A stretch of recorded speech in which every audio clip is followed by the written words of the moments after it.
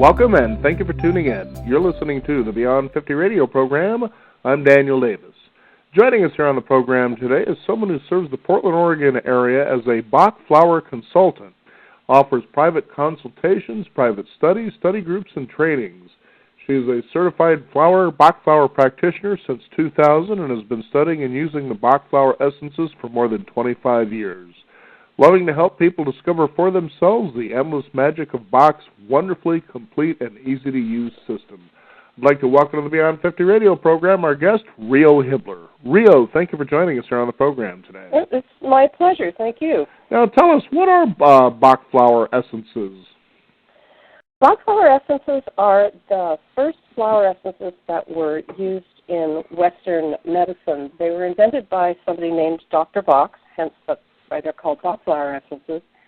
And they came out of his experience of working with homeopathy, and he eventually ended up rejecting everything that he knew about medicine in search of something that was completely non-toxic, safe to use for everybody, and that people could use for themselves to heal themselves. So what they are is a type of remedy that's not a tincture, it's not a herbal remedy the way we understand most herbal remedies. They're not technically a homeopathic remedy. They're a very unique type of actually an essence, in that there's really nothing to them except the water that a flower was placed in and then a little bit of alcohol to preserve that water. So they're what's called an energetic or a vibrational medicine. Now, is it a lot like homeopathy, or does it differ? It bears its closest resemblance to homeopathy, but it is not a homeopathic product. There's some confusion around that because Bach did work in homeopathy. So people have called him a homeopath, and one of the essences in the repertory, there are 37 flowers or substances that make up 38 remedies, and then there's a third, what they call the 39th remedy, is the one that people are most familiar with, and that's rescue remedy. And rescue remedy is a combination of 5 flowers, but it's considered a single essence. And that is, strangely, it has been recently classified as a homeopathic product. But really, that only affects grocers. It doesn't really mean anything to the public. It's just kind of a clear thing that that particular remedy is classified by, the Food and Drug Administration as homeopathic, and all the other ones are classified as food products. Mm-hmm. So go ahead, I'm sorry. I was just going to say, do people tend to kind of maybe confuse homeopathy with Bach flower remedies? I think so. I run into both. I run into a lot of people that think Bach flower remedies are aromatherapy. They think that they're herbal preparations, like I said, like a tincture. Some people think of them as homeopathic. The Bach Education Foundation goes to pretty great lengths to let people understand that they're not homeopathic, but at the same time, when you start digging a little bit with them, you see that they are most closely aligned with homeopathy. So it's not really a subject that they like to get too into, because it kind of requires a knowledge of homeopathy to draw really clear distinctions. Ah, fascinating. Now, what got you involved with this? Well, I started out as an actress and a singer, and I still do some singing. And so character studies, personalities, what made people tick, what made me tick was, always pretty interesting to me. So, what made me a good performer was a very rich, what you might call emotional body. I was always very aware of the fact that I did tend to be a pretty emotional person, and my emotions, I felt sometimes were not my friends. In fact, a lot of times I felt were not my friends. And so I got into a situation, I know what it was. I read the book. I read the first book that he wrote, Heal Thyself and 12 Healers and Others. And I was fascinated by it, and it fitted right in with my understanding because I was born into a naturopathic family. As a matter of fact, I was born in Seattle, and my first baby doctor was Dr. Beth Spear, who founded the naturopathic college there. And my father was a chiropractor, my uncle was a chiropractor, my mother was kind of a lay nutritionist. So I had an unusual upbringing in that respect. And so when I picked up this book and I read about these remedies, it was like a light went on. These made perfect sense to me. You know, I had a great love for nature and naturopathic remedies, and so I found myself in a situation where something wasn't working for me. I knew it was my attitude that was in the way, and I had started a new job. And so I went to the Bach Remedies and I tried one, and I felt that it helped. In retrospect now, knowing what I know about the remedies, I would have picked a different one than I did at the time, but I still felt at the time that it helped. And so little by little over the years, like, you know, I would acquire maybe, this was back in the very early 80s, and I would acquire maybe 1 or 2 remedies a year just out of sheer curiosity. And I found that, you know, by the time the late 90s rolled around, I had practically every remedy in the repertory. And you know, and I really relied on them to get me through situations. But I wanted to know more, and that was coincident with the fact that the Bach Center had just that year, the year that I desired to know more, started classes. So that's how I got into it. Now, do you find this is an effective modality for healing? I do. I think that it doesn't take the place of good sleep hygiene, you know, exercise, good nutrition. It doesn't take the place of therapy or homeopathy or Chinese medicine or any other naturopathic modality, all of which I use in conjunction with using the Bach flowers. But I do find it to be an immense support for all of those modalities. Sometimes something that someone thinks is a big problem can be completely cleared by the Bach remedies, and sometimes it just acts as a helper. But I invariably find that there's rarely a situation that isn't at least assisted by flower remedies.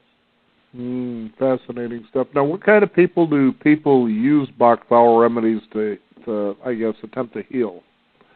Well, I'm sorry, what kind of people or what kind of problems are they trying to heal? Sorry? I'm sorry, you still there? Yeah, no, I'm here. I'm sorry, I wasn't clear. The question was what kind of people use them or what kind of, I guess, things do people attempt to use Bach flower remedies to heal? Right. Okay. The thing that they're geared for philosophically, and the way that people should look at them strictly, is for emotions, feelings, moods, and attitudes. This was Bach's philosophy that we do not look to any of the physical symptoms. You only look to the state of mind and the feeling of the person. So, some people will ask me, well, can it cure my headaches? And I'm like, no, not exactly. Indirectly, it could help your headaches if we figure out maybe if your headaches are tension-related. Let's talk about where your emotions and your thoughts are creating tension in your life.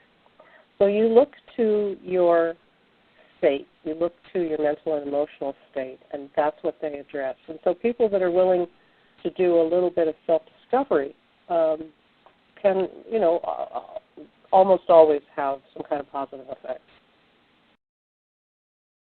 That's pretty outstanding to consider something like this. How do they know which flowers to use for what particular things? Well, they have to either read a book like I did, or there are brochures out there. I have a brochure made up on my website. You did a beautiful job of reading my bio. I've never heard it out loud before. I kind of like it. You may have noticed that I have the repertory on there with short descriptions, with short thumbnail descriptions. Or you can use a consultant. The thing is that they were meant to be a self-help system. That's how they were designed. But sometimes we don't read ourselves. It's one thing to read about the remedy and go, okay, that makes sense. But it's another thing to sit down and figure out how you yourself, are feeling. So to the extent that you can get clear on what you're really feeling and be honest about your attitude, are you feeling jealous? Are you feeling resentful? Then it's pretty easy to fix them.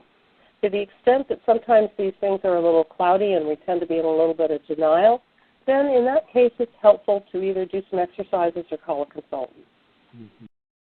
Have you ever found that it doesn't work for people or certain things? I've found that when I have had the good idea that somebody should take a remedy and it's not their good idea, I have found that what happens is that they simply don't take it, even though I notice a positive effect. I had one friend, I said, I know a remedy that would be really good for you. Try this. And he tried it and he went, oh, wow, that feels good. That feels different. And I said, here, I'll make you a bottle. It sat on his shelf and collected dust forever. I just ended up taking it back and reusing the bottle. My mother, whenever she gets upset, I go, Mom, would you like me to make you a blend? And she says, yes, dear, just to get me, to shut up. And they just sit there by her bed. But when she does take them, yeah, I do notice a difference. The other thing is that people have to be it has to be their idea to experience healing or change. Mm-hmm. And in a sense, all healing is a shift. It is a change. The other thing is that even a person who professes to want change, sometimes when they get into what that change is about, they'll back off. They decide that they don't want it. I could name a couple of instances where I've noticed that people have done that. They take the remedy, they feel a shift, and they get put off or frightened by that shift, and they'll stop taking the remedy. Mm-hmm. The third area would be, actually the third and fourth areas would be people who are really very resistant. They just don't want to change at all, and so they're just, taking it to shut somebody up, or they've not picked exactly the right one. So they're not getting the full benefit of what they could because, that's a good example. Somebody's taking holly because they've read the positive of that instead of read the negative. I knew somebody that did this. He kept taking holly, and he kept saying, I just don't understand why I'm still feeling X, Y, and Z. And I said, well, look at the indications for holly. And he goes, I don't want to look at the negative indications. I'm just looking at the positive ones. And I said, well, they don't work like that. So, once we figured out what the right remedy was for him, he actually got a little freaked out, mm-hmm. and he didn't want to take it because it was a remedy for denial. Has anybody ever had, let's say, a negative reaction to using Bach flower remedies? There's no negative reactions, but people can interpret them as negative reactions. In that is what I just said. They're not prepared to experience change. So the flower remedies, and this is one of the things that differentiates them from homeopathy, is that in homeopathy you can have what's called a healing crisis. You can take a remedy, and in order to clear the way that it heals the remedy is that it exacerbates the symptoms until they, as they say, clear out. And you just suffer through this exacerbation of symptoms, and then it gets less and less and less. And with the Bach flower remedies, it can appear that they sometimes will do that. For instance, with this remedy that I just mentioned for denial, called agrimony. And I have experienced it sometimes with the remedy impatiens, which is for a state of impatience. But it isn't that your symptoms are getting worse. What it is that you're feeling them more. You're becoming aware of them more. And so something that you were suppressing, you're now feeling. So it isn't that you've got more agitation or more impatience than what you had. Rather, it's that you have an awareness of how much agitation and impatience you were having. And so if the person sticks with it, say for about 3 days, it's almost never more than this state of discomfort is never more than 3 days. So it never really affects a worsening of the symptoms, but rather it affects a heightening of the awareness of the symptoms. It's just so interesting to find that something like this that seems to have simplicity to it that, is available for people, but as you were stating, a person has to have the need and the desire to want to make the changes or to have the healing that they're looking for. Exactly. Yeah. I think a lot of people don't think it really can be that simple, too. And on the other side of that simplicity, it does take a person who's a little bit into process. They have to be willing to look at the fact that a particular layer of emotion comes off, there might be another one under that. So they do have to be a little bit. The people that get the best effect out of them, I find, are somewhat process-oriented, which isn't to say that people who aren't process-oriented don't get a benefit. Rather, what happens is you'll give them something for their presenting state of imbalance, and that lifts off. And then even though there's all this other stuff they can work on, that's okay. That's the devil they know, and they're comfortable with it. And you know what? That's fine. That is great.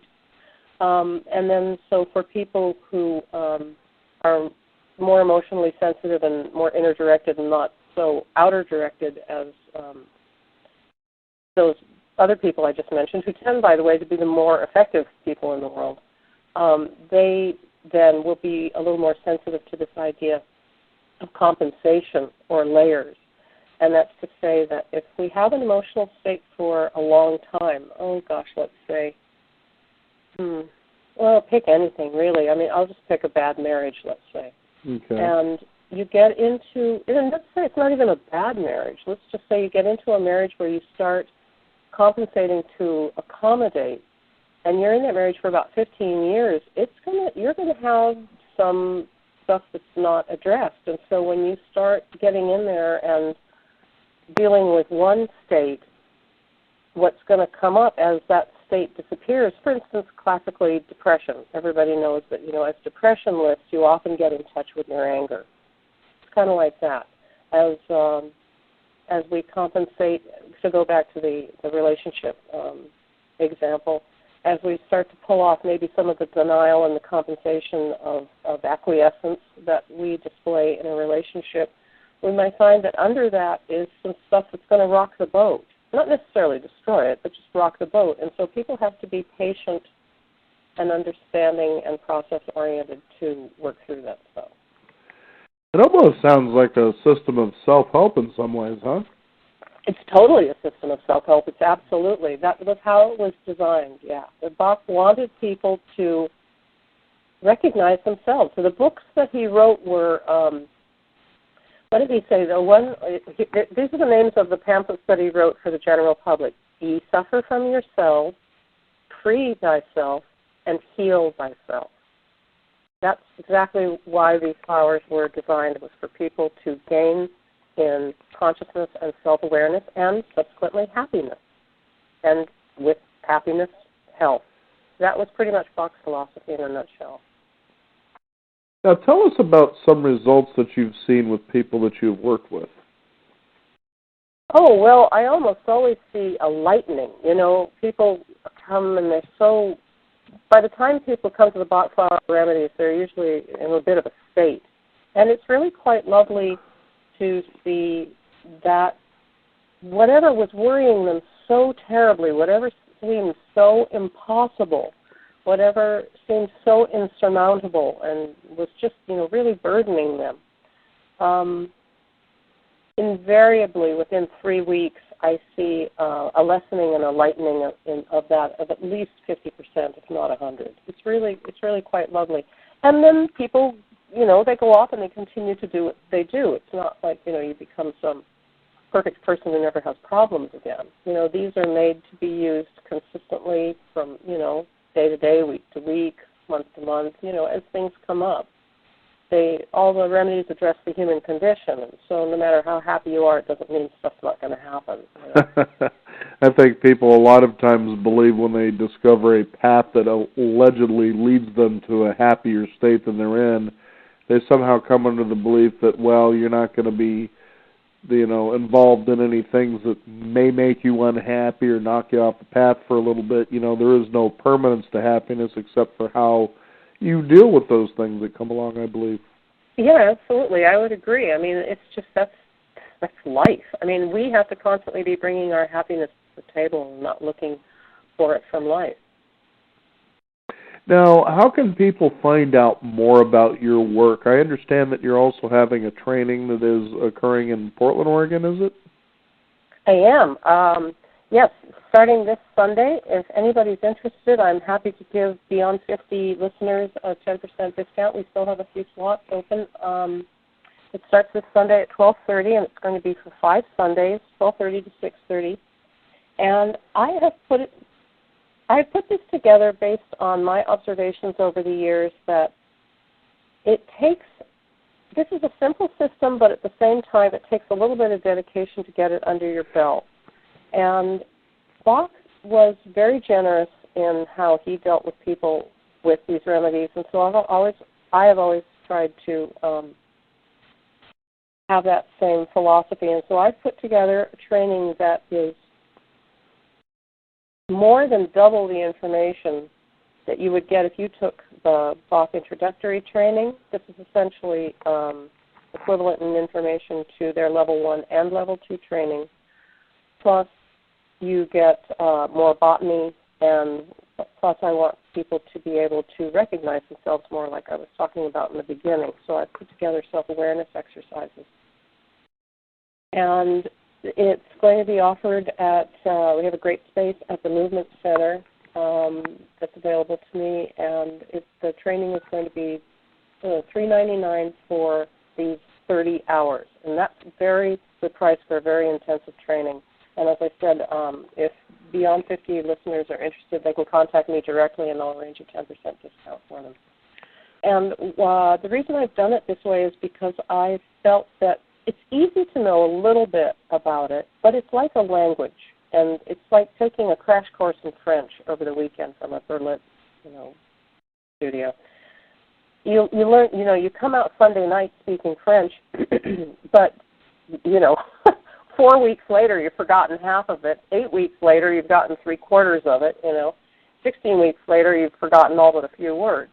Mm-hmm. And so what I wanted to do was to spread it out over 5 weeks, and to make it comprehensively intensive enough that people could really memorize the stuff, that people could really get it in their gut, in their hearts, in their minds. And so it's, I think I've really put together a very good training. It's very, as I said, comprehensive, and there's going to be a lot of stress on memorization, so that, and it doesn't mean you'll never pick up a book again, but I want people to be able to diagnose themselves. So many times we read these indications and we think, oh, I know somebody else like that, but we don't see ourselves in it.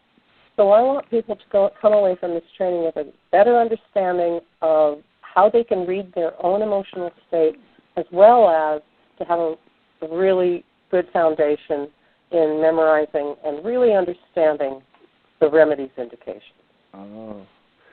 Now, this is certainly, from the approach that you tend to use, it isn't really a one-size-fits-all either. You really seem to be insightful in the process of coming to know someone before you suggest which way they should go. Well, when you meet somebody cold, that's not the easiest thing to do, but there's just listening techniques that you develop and practitioner techniques that you employ to draw somebody out. And with the Bach remedies, you're really listening for words. You're looking partly at the person's temperament, maybe a little bit towards body language. You're really, really listening for key words. And so that's one of the things I want to emphasize in the training is a broad knowledge of these keywords so that they can recognize which remedies are best for themselves and identify the emotions. We're going to do emotional identification exercise. Because a lot of times you feel something, you can't put a word to it at all, or the word we put to it is something other than the keyword that's going to lead you to the right remedy. So it's a little bit, it's a kind of a balancing act. But, I like to think that I have a talent for it, I think a lot because of my acting background. Sure. I remember years ago as I interviewed actress Dee Wallace, she was talking about her book, and in there was what she called the Zen, actor's coach. And it was funny because as I was reading through this book, I thought to myself, there's a methodology of self-help that I think is astounding, is get people to take acting classes, just because of what it draws out of you, those frontiers it makes you explore that you normally wouldn't be exploring in the first place. And it was pretty interesting stuff, yeah. Oh, yeah. No, are you kidding me? I think acting is the best therapy in the world. It sure is. You can work out a lot of stuff. Let me put it to you this way. Acting exercises. I don't know that doing other characters, because you forget about yourself when you're doing another character. Right. But doing class exercises for self-exploration, oh, yeah. And in fact, some of these exercises that I'm working with, they're kind of they're kind of loosely connected to those sorts of exercises. Mm-hmm. Fascinating. Rio, thank you so much for joining us here on the program. And for our listeners, what is that website again? Sorry? What is the website? Oh, thank you. It's healwithflowers.com. HealWithFlowers.com. Heal with Flowers.